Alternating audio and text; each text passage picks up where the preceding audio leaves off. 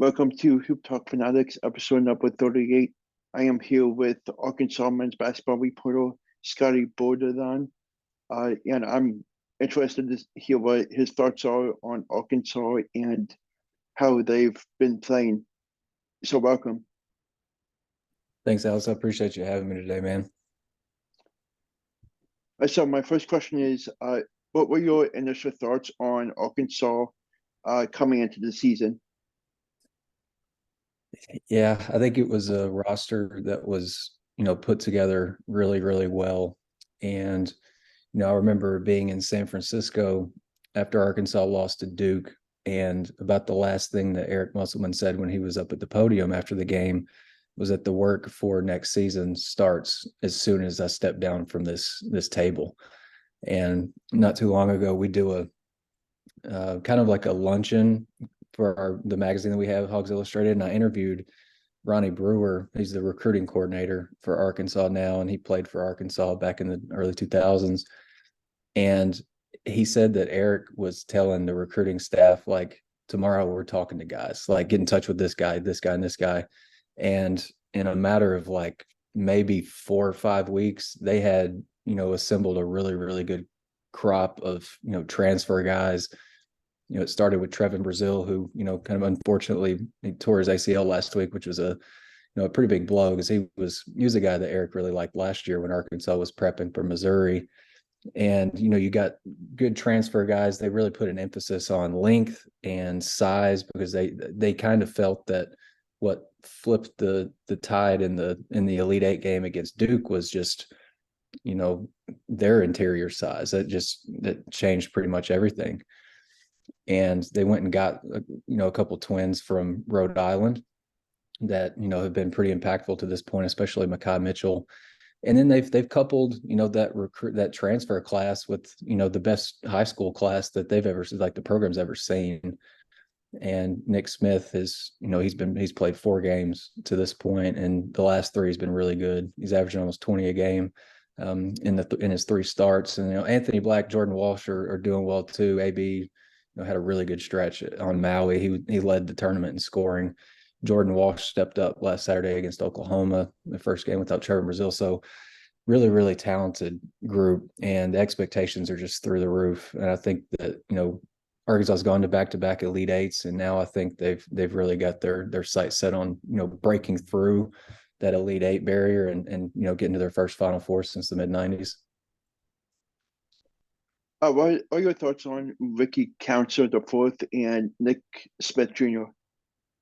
Man, Ricky has been something. I mean, Ricky's probably been the story of the season, I would say, to this point. And he, when we found out before the season opener that Nick was going to miss some time because of knee, right knee management, I was kind of wondering where Arkansas's offense was going to come from, because you see a lot of guys whose games are predicated on getting shots off the bounce, and you need somebody that can space the floor out a little bit, and they didn't really have that because Nick was out. But Ricky he's been just kind of otherworldly at times. I think he scored 20 plus 4 times, maybe 5 times, and he's been like this really cool mix of really attacking the basket and finishing really efficiently. Like, I think I looked at CBB analytics earlier today. He's shooting 80% at the rim, and he's taking a team high in attempts. Like, so he's been really efficient there. One of the more athletic guys that Arkansas has had come to the program in a long, long time. Like, his bounce is just freaky. And he's also mixed it, like, he's got a better jump shot than I really thought that he had. Like, he's keeping defenses honest with the 3 ball, and he's got a pretty good step back 3. That, if you watch him take it, you're like, what kind of a shot is that? But it's been going in at a pretty decent rate, and his mid-range game's been pretty solid. Ricky, aside from Nick, Ricky's been the story of the season to this point. I think as of a couple of days ago, he was leading the SEC in scoring at like 19-2 a game. It's just been awesome, really. And it's interesting because I talked to Ricky after he finished up his recruiting trip to Arkansas. I think it was back in probably late April, early May. And he said his goal coming to Arkansas was to be the defensive if he was to come to Arkansas, he wanted to be the defensive player of the year in that conference. So I thought he was going to be maybe a defensive stopper first, but his offensive game has just been lights out, and I think his defense has been solid. But I think he can still grow on that end. And then Nick's first game, he played 6 minutes. They had him on a minutes restriction. The last 3 games, he's been like a key part of everything they're doing pretty much. And he's scored 20 plus the last 2 games. And I actually just wrote an analysis on what we've seen of him through 4 games. And the first thing that I wrote about was his, intentional off ball movement, which is, I think that's been the most impressive thing. Because Arkansas is not a good perimeter shooting team. So I would imagine, like what San Jose State did a few weeks back, they threw a zone at Arkansas to kind of take away some of Arkansas's dribble drive opportunities. And Nick did a great job of finding like the hot spots or the soft spots in the zone. I remember one play, he was on the left wing, threw to Trevin Brazil in the left corner. And as soon as the ball hit Trevin's hands, Nick cut to that left short corner. Trevin hit him with a pass, and he just went straight up for a jumper, nailed it. And last Saturday against Oklahoma, Oklahoma was paying a lot of attention to Arkansas's guards on the perimeter, which not surprising. Like was probably a sound game plan, as talented as they are. But when you got a big like Mekhi Mitchell, who can pass as well as he does, Nick did a great job of kind of making Oklahoma pay for overplaying him and face guarding him. And he cut to the rim twice, backdoor for layups, on the money passes for Mekhi, and Nick finished really well. So that's been maybe most impressive to me. Just that we know he's super dynamic with the ball in his hands, but if he can still be a problem for teams when he doesn't have the ball, Arkansas's offense can maybe go to another level. But he's still settling in. I think he's still getting his legs underneath him. He kind of tweaked the knee that he injured maybe in the preseason last Saturday against Oklahoma. But I think he's going to be fine. And we just talked to him today, and he doesn't feel like his explosiveness is where it was maybe pre-knee injury. But, you give him some more game time. I think he's going to get to a point that, he's feeling really good. I saw that. My next question is, what are your thoughts on this upcoming Saturday's matchup against Bradley? And on December 28th, they have to play LSU, which is a solid team. And what are your initial thoughts on those matchups?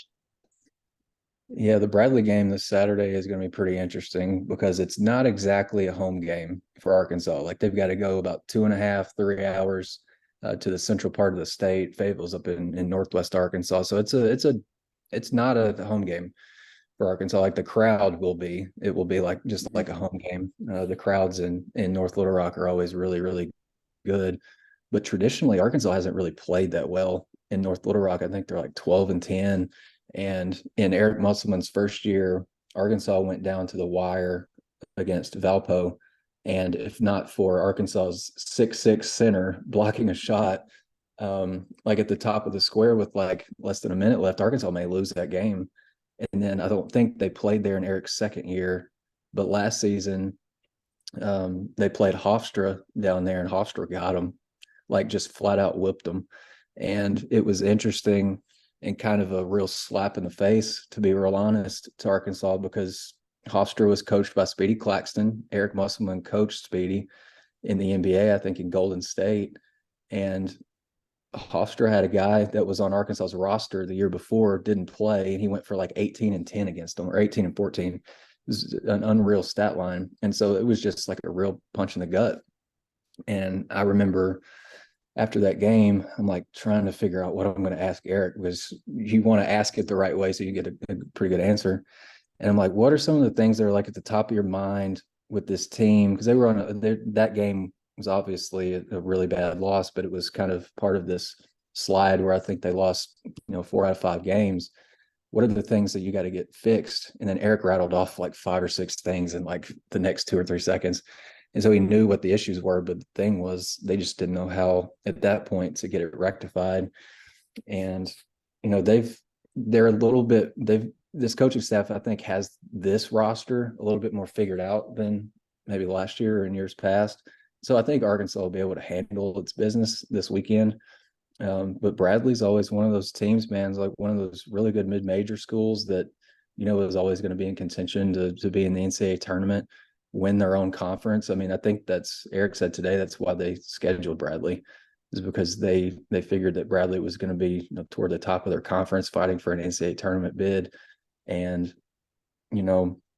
they know they're going to get a test, but I think Arkansas's roster is like built in such a way that I think they can play like a C game and still win, just because the depth of the talent is just so great.